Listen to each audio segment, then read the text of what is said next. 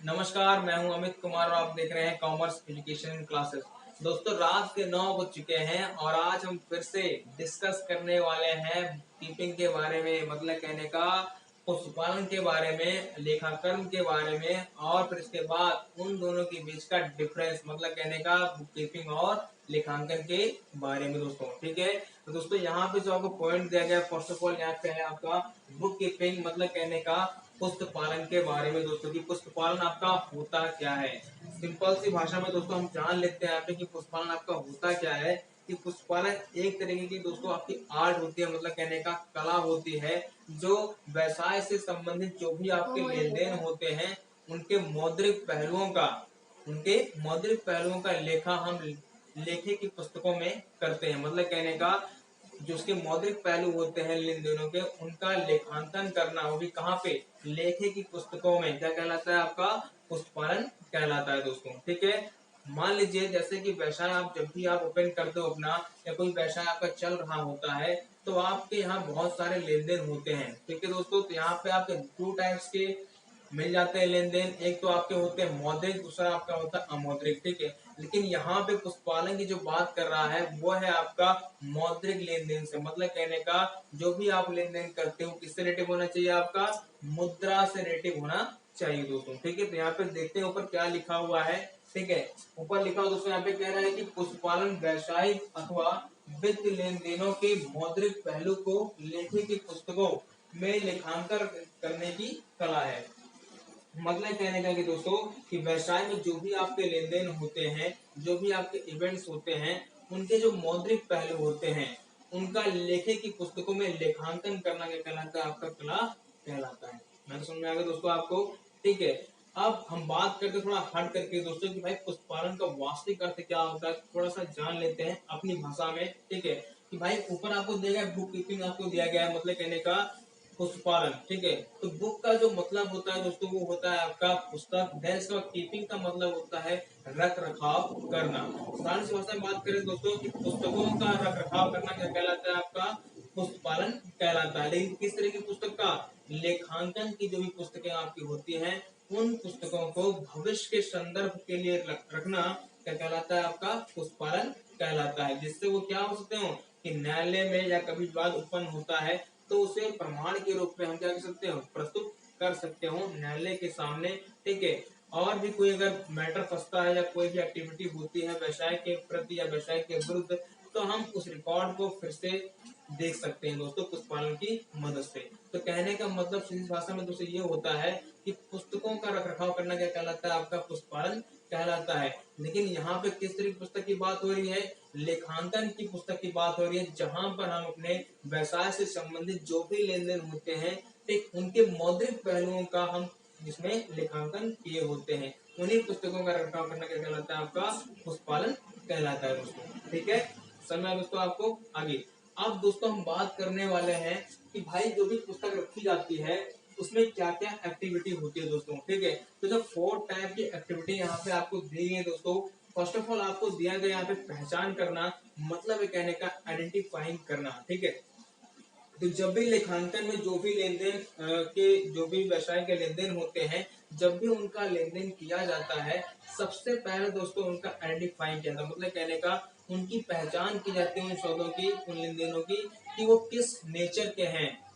It means किस nature के हैं, मतलब कहने का वो फाइनेंशियल नेचर के हैं या फिर अनफाइनेंशियल है, मतलब कहने का मौद्रिक है या फिर अमौद्रिक है, वित्त है या फिर अवित्त स्वभाव के होते हैं। ठीक है, तो पुस्तपालन में केवल उन्हीं लेन देनों का लेखा होता है दोस्तों जो कि कैसे होते हैं, वित्त स्वभाव के, मतलब कहने का फाइनेंशियल नेचर के होते हैं। किस नेचर दोस्तों होते हैं, आपके फाइनेंशियल नेचर के होते हैं।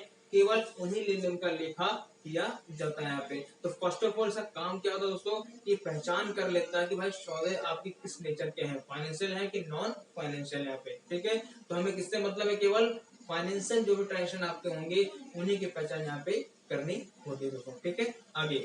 अब देन दूसरा पॉइंट आपको दिया गया है यहाँ पे दोस्तों, मुद्रा के रूप में मापना, मतलब कहने का मनी मेजरमेंट का कॉन्सेप्ट यहाँ पे देखने को मिलता है कि भाई मुद्रा में मापना। जब भी हम सौदे की पहचान कर लेते हैं, जान लेते हैं कि भाई वित्त स्वभाव के हैं, ठीक है, तो एक फिर क्या करते हैं उसका, तो भाई मुद्रा के रूप में मापते हैं कि मुद्रा के रूप में उसकी वैल्यू कितनी है। जैसे मैं आपको एग्जांपल देता हूँ दोस्तों, यहाँ पे कि भाई यहाँ पे 200 रुपीज की आप चेयर परचेज करते हो, कितने रुपीज की, 200 रुपीज की। अब भाई चेयर तो परचेज कर लिया आपने, पहले हमने आइडेंटिफाई किया कि भाई किस नेचर का है, तो पता चला भाई फाइनेंशियल नेचर का है, ठीक है, तो हमने उठा के इसको रख लिया। लेकिन अब बात यहाँ पे आती है कि भाई मेजरमेंट की, कि उसे हमें क्या करना है, मापना है, किस रूप में, मुद्रा के रूप में। तो भाई हमने इसको मापा, कितने का मिला हमको, ये 200 रुपीज का मिल गया। मतलब कहने का इसकी वैल्यू कितनी है मनी में, 200 रुपीज है, ठीक है। तो यहाँ पे क्या है कि मुद्रा में मापना, मतलब कहने का कि जो भी लेन देन होते हैं जब उनकी पहचान हो जाती है, देन उसके बाद दोस्तों यहाँ पे क्या करते हैं, उसे मुद्रा के रूप में मापते हैं, ठीक है। आगे अब दोस्तों आपको दिया गया परविष्टि करना, देन इसके बाद उसका पुस्तकों में क्या क्या आता है, लेखा किया जाता है। परविष्टि मतलब क्या, लेखा करना, मतलब कहने का लेखांकन किया जाता है, ठीक, मतलब उसकी रिकॉर्डिंग वहां पे की जाती है, कहाँ पे, जो आपके पास पुस्तकें होती है लेखांकन की, उसी पुस्तक में उसकी रिकॉर्डिंग फिर से कर दी जाती है दोस्तों, ठीक है। आगे अब दोस्तों यहाँ पे आपको दिया गया है, फोर्थ पॉइंट है आपका लास्ट में, कह रहा है खाता वही तैयार करना। जब सौदे की पहचान हो जाती है, मुद्रा के रूप में माप लेते हैं, उनकी परविष्टि कर लेते हैं, देन दोस्तों इसके बाद उनका हम क्लासिफिकेशन करते हैं। तो क्लासिफिकेशन के बारे में मैंने आपको पीछे वाले वीडियो में बता रखा है कि भाई कैसे क्लासिफिकेशन किया जाता है, ठीक, लेकिन यहाँ फिर से एक बार आप देख लीजिए, क्योंकि आप यहाँ पे कुछ पल पढ़ रहे हो, ठीक। अब यहाँ पे खाता वही की बात आती है, मतलब कहने का खाता तैयार करना, ठीक है। भाई जिस पुस्तक में खाते तैयार किए जाते हैं उसे क्या बोला जाता है, खाते, खाता वही बोला जाता है, ठीक है। जैसे मान लेते हैं कि भाई कि खाता वही होता क्या है, कि क्लासिफिकेशन क्या होता है आपका, ठीक, ठीक है क्या ये, है ना। तो यहाँ पे देखिए जब भी सौदे आपके हो जाते हैं दोस्तों, तो आपने देखा होगा कि एक व्यवसाय के साथ अनेक व्यक्ति कई बार लेन देन करते हैं, ठीक है। जैसे कि मान लीजिए अगर बैंक से लेन देन हो रहा है उस व्यवसाय का, तो दिन भर में कई बार पैसा निकाला गया, जमा किया गया, देन इसके बाद किसी को ट्रांसफर किया गया, कहीं से पैसा आपके पास आ रहा होता है, और कितनी बार इंटरेस्ट आपका कट रहा है, या जो भी एक्टिविटी आपके पास होती है, ठीक है। तो हम क्या करते हैं कि उस बैंक से रिलेटेड एक पेज, एक अलग खाते में, मतलब कहने का उस पुस्तक में एक उसके नाम से पेज ओपन कर देते हैं, ठीक। जो भी लेन देन बैंक से रिलेटिव होते हैं उन सभी का लेन देन हम कहाँ करते हैं, उस पुस्तक में कर देते हैं, ठीक है। तो इट मींस कहने का दोस्तों मतलब ये है कि एक तरीके का वो खाता बन जाता है उसका, कि भाई जो भी लेन देन ये करेगा उसका लेखा हम वहां पे कर देंगे एक अलग स्थान पे, ठीक है। तो ऐसे जो भी लेन देन है, जो कि बहुत सारे लेन देन होते रहते हैं, तो सबका अलग अलग क्या बनाते हैं, खाता बना लेते हैं दोस्तों। और जिस पुस्तक में सबका खाता बनाया जाता है अलग से, वो कहलाते हैं आपकी खाता वही, मतलब कहने का लेजर कहलाती है दोस्तों, ठीक है। जैसे बात करें उसका, मान लीजिए कि भाई राम को है, मैंने एक बैंक का नाम लिया था, फिर राम का नाम ले लेता हूँ, ठीक है। भाई राम अच्छा नाम है, सुनने में भी अच्छा लगता है, कभी कल है ना, कभी कल क्या हमेशा लगता रहता है, हर आदमी कहता है राम राम करता रहता है, ठीक। अब भाई राम है, तो राम क्या करता है, कई बार लेन देन करता है दुकान से, आपकी जो शॉप है, आपकी जो कंपनी है, जो कारखाने हैं वहां से, ठीक, दिन भर में कई बार लेन देन कर रहा है। तो क्या आप दिन भर में इसका अलग अलग खाता बनाओगे, नहीं बनाओगे। आप क्या करोगे, भाई राम जितनी बार आएगा हम क्या करेंगे, उसके नाम से एक पेज ओपन कर देंगे अपनी बुक में, अपनी पुस्तक में, ठीक है। ये राम बन गया। अब राम चाहे पैसे जमा करे, चाहे निकाले, चाहे उसके बाद माल खरीदे, चाहे माल को बेचता है, कुछ भी करता है, तो उससे रिलेटेड जो भी यहाँ पे ट्रांजेक्शन, जो भी आपके लेन देन होंगे, उनकी एंट्री यहाँ पे हम कर देंगे, ठीक है। तो मतलब कहने का दोस्तों कि उसके नाम से खाता ओपन कर दिया जाएगा, तो जो भी लेन देन आपका होगा उस खाते में उसकी एंट्री यहाँ पे कर दी जाएगी। समझ में आएगा दोस्तों यहाँ तक। आगे अब दोस्तों हम बात करते हैं आपके अकाउंटेंसी की, मतलब कहने का लेखा कर्म के बारे में, कि भाई लेखा कर्म होता क्या है। जैसा कि आपकी बुक का नाम क्या है, लेखा कर्म, मतलब कहने का बुक कीपिंग एंड अकाउंटेंसी दोस्तों, ठीक है। तो अब बात करते हैं लेखा कर्म के बारे में, अकाउंटेंसी के बारे में, कि भाई अकाउंटेंसी आपकी होती क्या है दोस्तों, ठीक है। तो भाई सीधी सी भाषा में बात करें अगर यहाँ पे, कि इसका जो आशय होता है वो लेखांकन के विधिवत ज्ञान से, मतलब कहने का सिस्टमैटिक नॉलेज से होता है दोस्तों। यहाँ पे यहाँ देखिए इसका आशय क्या होता है, लेखांकन के विधिवत ज्ञान से, मतलब कहने का सिस्टमैटिक नॉलेज से होता है। अब भाई सिस्टमैटिक नॉलेज क्या लेखांकन का, कि कैसे एंट्री की जाती है, मतलब कहने कैसे परीक्षाएं की जाती हैं, कैसे सारांश तैयार किए जाते हैं, सारांश तैयार करने के बाद कैसे उनका निष्कर्ष निकाला जाता है, कैसे उनके परिणाम ज्ञात किए जाते हैं, ठीक है। इन सब की जो भी जानकारी होती है, जो भी एक्टिविटी करनी होती है दोस्तों, वो किसके माध्यम से हम करते हैं, लेखा कर्म के माध्यम से करते हैं दोस्तों, ठीक है। जैसे मान लीजिए कि एक व्यवसाय आपके पास है, ठीक, आप व्यवसाय कर रहे होते हो, ठीक है। तो भाई आप अपने व्यवसाय की कंडीशन को जानने के लिए कि एक्चुअल कंडीशन है क्या उसकी, अपने व्यवसाय के प्रॉफिट और लॉस को जानने के लिए कि प्रॉफिट और लॉस है कितना अपने व्यवसाय का, ठीक है। तो आप नियमानुसार लेखा करते हो लेखांकन में, ठीक है ना। तो भाई जो लेखांकन आप कर रहे होते, जो आपने नियम बनाया है, जो नियम आप यूज कर रहे होते अपने लेखांकन में लेखा करने के लिए, ठीक है, वो जो नियम है, ठीक, वही उससे क्या कहलाता है आपका, वो लेखा कर मतलब कहने का अकाउंटेंसी आपकी कहलाती है, जहां से उसे लिया गया होता है, ठीक है। तो मतलब कहने का कि लेखा कर्म क्या है आपका, एक सिस्टम, मतलब कहने का विधिवत ज्ञान है किसका, लेखांकन का, जहां से हम लेखांकन की लेखांकन में नियमानुसार लेखा करते हैं, देन इसका सारांश तैयार करते हैं, और उसके बाद उनके निष्कर्ष और परिणामों की व्याख्या करने के बाद उनका सम्मान हम यहाँ पे करते हैं दोस्तों। समय दोस्तों आपका यहाँ तक। आगे अब दोस्तों हम बात करने वाले हैं यहाँ पे पशुपालन तथा लेखांकन में अंतर, मतलब कहने का difference between book keeping and accountancy, कि भाई अंतर क्या है, डिफरेंस क्या होता है, ठीक है। वैसे दोस्तों मैं आपको बता दूं यहाँ पे कि भाई डिफरेंस तो बहुत बड़ा होता है, ठीक, लेकिन मैं आपको यहाँ पे शॉर्ट में दिखा रहा हूँ, ठीक है। कि बुक तो सबके पास होगी, आप अपने बुक से भी इसे लिख सकते हो, बात है सिर्फ समझने की कि भाई समझा कैसे जाए, ये है क्या, ये उसका अर्थ क्या, ये बोल क्या रहा है, ठीक है, जो कि मैं काम उसको पूरा कर दे रहा हूँ, ठीक है। तो अच्छे से देखिए दोस्तों, यहाँ पे आपको दिया गया है, पहला पॉइंट है यहाँ पे डिफरेंस में क्षेत्र है, स्कोप, मतलब कहने का दोस्तों कि क्या इसके स्कोप हो सकते हैं, ठीक है। तो फर्स्ट ऑफ ऑल बात करें, अभी हमने डिस्कस किया थोड़ी देर पहले ही बुक कीपिंग के बारे में कि भाई इसके क्षेत्र क्या क्या होते हैं, ठीक है। तो क्षेत्र का मतलब बेटा आपको दिया गया है पहचान करना, मतलब कहने का आइडेंटिफाइंग करना, फिर इसका मुद्रा के रूप में मापना, फिर प्रविष्टि करना, और फिर क्या करना, खाता तैयार करना।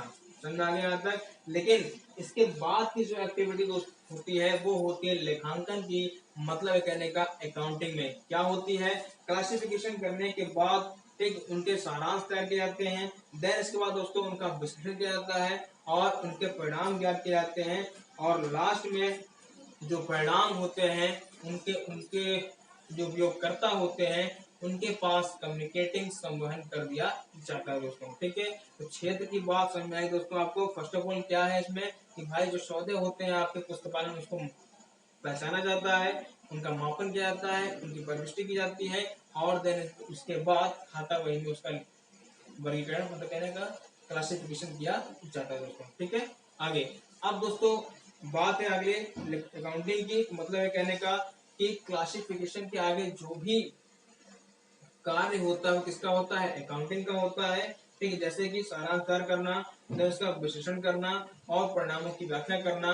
जब परिणाम आपके निकल जाते हैं तो उनको उन व्यक्तियों के लिए प्रेषित करना जिनके लिए यह आवश्यक होता है, जिनके लिए जानना ये आवश्यक होता है, जो जो इसका उपयोग करते हैं दोस्तों, ठीक है।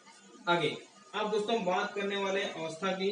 सेकंड पॉइंट आपको दिया गया अवस्था, स्टेज आपको यहाँ पे दी गई है, ठीक। अवस्था की बात करते हैं, जो पशुपालन दोस्तों आपका होता है इसका प्रथम स्टेज होता है, मतलब कहने का कि प्रारंभिक अवस्था होती है इसकी, ठीक, और जो लेखांकन होता है आपका वो द्वितीय अवस्था होती है, ठीक है दोस्तों। अब एक सिंपल सी बात जानते हैं दोस्तों, पर डिफरेंस से याद आ गया मुझे कि लेखांकन वहां स्टार्ट होता है, लेखांकन वहां शुरू होता है जहां पशुपालन का अंत होता है। बहुत ही इंपॉर्टेंट पॉइंट है दोस्तों कि लेखांकन वहां शुरू होता है जहां से पशुपालन का होता है समाप्त हो जाता है, मतलब कहने का कि पशुपालन जहां समाप्त होता है वहीं लेखांकन क्या होता है, शुरू हो जाता है। समझ में आ गया, ठीक। आगे अब दोस्तों बात करें इसके उद्देश्य की, तो भाई उद्देश्य क्या होते हैं, ठीक। तो बात करें फर्स्ट ऑफ ऑल आपके पशुपालन की, इसके उद्देश्य क्या होते हैं। तो इसका सबसे पहला उद्देश्य तो होता है कि नियमानुसार लेखांकन करना, मतलब कहने का जो भी लेखे होते हैं उनका नियमानुसार लेखा किया जाना, ठीक है। आगे अब बात करें उसमें आपके लेखांकन के उद्देश्य की क्या होती है कि भाई जो भी आपके व्यवसाय हैं उनके शुद्ध परिणामों को जानना और व्यवसाय की वित्त स्थिति को जानना या आर्थिक स्थिति को जानना, किसका काम होता है आपका, ये लेखांकन का काम होता है दोस्तों, ठीक है। आगे अब दोस्तों हम बात करते हैं यहाँ पे कार्य की प्रकृति के बारे में। जो पुस्तपालन है आपका वो यांत्रिक प्रकृति का होता है, और जो आपका लेखांकन होता है वो आपका विश्लेषण प्रकृति का होता है दोस्तों। ठीक, आगे अब दोबारा बात करते हैं यहाँ पे किसके द्वारा तैयार किया जाता है, मतलब किसके द्वारा मतलब क्या होता है कि भाई कौन काम करता है इसका, कौन इसे तैयार करता है। ठीक है, तो जो कर्मचारी होते हैं कंपनी के, एक एम्प्लॉय होते हैं, निम्न स्तर के होते हैं, मतलब छोटे स्तर जो काम करते हैं दोस्तों वो करते हैं आपका पुष्पालन तैयार करते हैं। ठीक है, लेकिन लेखांकन कौन करता है, जो उच्च अधिकारी होते हैं वो लेखांकन को प्रिपेयर करते हैं दोस्तों। ठीक है, आगे अब दूसरी बात आपको लास्ट पॉइंट दोस्तों दिया गया है ज्ञान का स्तर। ठीक है, पुष्पालन तैयार करने के लिए ज्ञान जो होता है बहुत कम होना तब भी चल जाएगा, मतलब कहने का सीमित ज्ञान होता है, लेकिन लेखांकन करने के लिए आपका ज्ञान कैसा होना चाहिए दोस्तों, विस्तृत रूप में होना चाहिए। समझा दोस्तों यहाँ पे। ठीक है, तो दोस्तों यहाँ पे देखा कि हमने यहाँ पे बुक कीपिंग को कवर कर लिया है, देन इसके बाद अकाउंटेंसी को कवर कर लिया है, और इसके बाद हमने उनके डिफरेंस को भी कवर कर लिया है दोस्तों। तो दोस्तों ये लेक्चर आज यहीं पे समाप्त होता है, और इसी के साथ ये चैप्टर भी आपका समाप्त हो रहा है। ठीक है, तो दोस्तों मिलते हैं नेक्स्ट वीडियो में नेक्स्ट चैप्टर के साथ, नए चैप्टर के साथ। तब तक के लिए नमस्कार।